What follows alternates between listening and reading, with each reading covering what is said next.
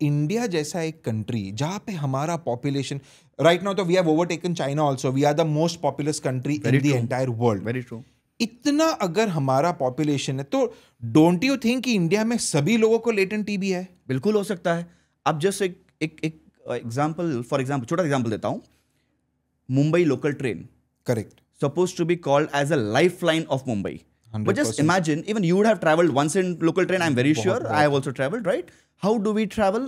एक खाली बस इतना सा ऐसे ऐसे खांसी करते वक्त, तो ये हाथ भी की जगह नहीं है, मैं ऐसे खड़े रहते हैं, ऐसे खड़े हैं। एग्जैक्टली। खांसी करते वक्त हम बोलते हैं कि मुंह पे हाथ रखना है खांसी करते वक्त, ताकि जंतु बाहर नहीं आए। ओके। पर यहाँ पे तो हाथ रखना क्या, हाथ हिलाने की जगह नहीं होती है। और अगर इस डिस्टेंस में अगर मैं खांस दूं सामने तो बैठा हुआ, तो भाई उसके तो मुंह में शॉवर क्या, पूरा सुनामी ऑफ टीबी बैक्टीरिया उसके अंदर आने वाला है। Just imagine this now, where there is no ventilation, where there is no proper sunlight, and you are having a shower of TB bacteria coming in front of you, and if you happen to lose your immune system, obviously you're in problem.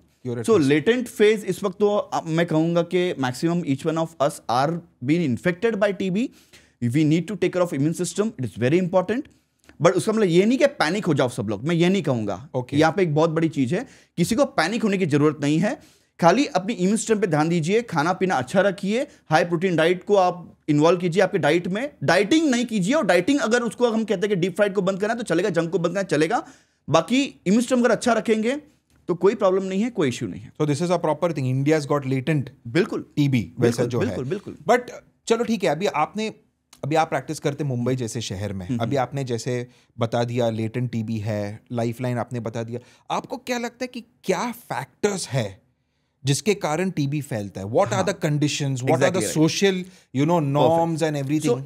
इसमें कई सारे कारण है actually, खाली एक ही नहीं है कि टीबी खाली सांस के जरिए मैंने आपको दे दिया और टीबी आपको हो गई, इम्यून सिस्टम डाउन, ठीक है। That is one of the reasons कि बाबा से abusing, that is cigarettes, smoking, alcohol, over use of all this things, you know, is a problem, definitely yes. But हमको इसके लिए समझना होगा ट्रीटमेंट ऑफ ट्यूबरक्लोसिस। ओके, सबसे पहला तो है कि हर लेवल पे there is a challenge.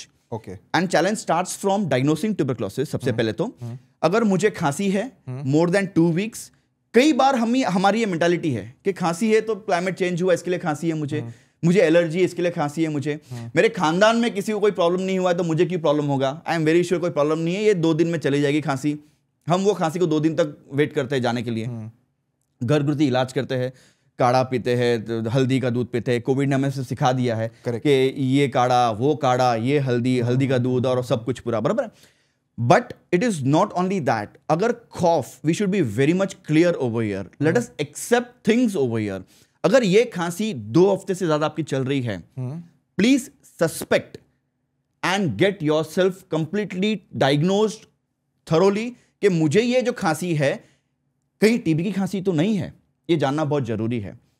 So TB खाली खांसी के जरिए, ऐसे जरूरी नहीं कि मुझे अगर टीबी है तो सिर्फ खांसी होना जरूरी है, ऐसे नहीं है। वजन कम होना ये भी एक सिम्टम है। ओके, हर शाम को फीवर आना, ओके, ये भी एक सिम्टम है। कोई कारण ही नहीं है, मुझे रोज शाम को बुखार आ रहा है, मुझे पता नहीं मुझे क्या हो रहा है। भूख कम हो जाना, मुझे आजकल भूख नहीं लग रही है, घर पे अच्छा व्यंजन बन रहा है, घर पे अच्छा खाना बन रहा है, पर मुझे देख के खाने की इच्छा नहीं हो रही है, ये भी एक कारण है, एक सिम्टम है, one of the this thing.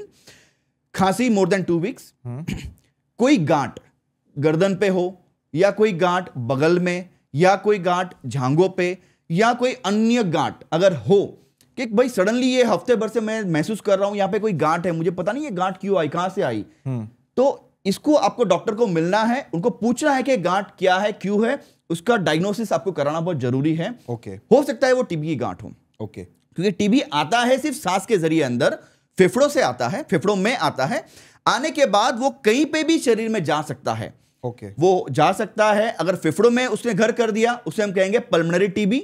Okay, फेफड़ों से निकल के बाहर अगर उसने घर कर दिया, चाहे वो सर में हो, हड्डी में हो, गांठ के फॉर्म में हो, पेट में हो, आछड़ियों में हो, या पानी भरा हुआ हो फेफड़ों के बाहर, या पेट में पानी भरा हो, या रीढ़ की हड्डी में हो, या हार्ट के बाहर हो, टीबी कहीं पे भी पनप सकता है, कहीं पे भी पल सकता है। Okay, so right from your head to toe, each and every part of your body including skin, eye, everywhere everywhere can be infected with tuberculosis. तो मतलब आप बोल रहे हो कि टीबी का बेसिकली दो फॉर्म होता है, एक जो लंग्स वाला जिसको आपने बोला Pulmonary पल्मोनरी TB, टीबी, और एक जो लंग्स के बाहर जो एक्स्ट्रा पल्मोनरी टीबी। लेकिन ये तो आपने बोल दिया head to toe anything other than hair and nails, ये दो भाग को छोड़ के कोई भी भाग में टीबी हो सकती है। ओके। तो जैसे सिम्टम्स जैसे मैंने आपको बताया, वजन कम होना, खांसी ज्यादा आना 3 हफ्तों से ज्यादा अगर फेफड़ों में है तो, या रोज शाम को बुखार आना, या मे बी कोई गांठ आना, या मे बी पेट का बहुत ज्यादा दुखना जो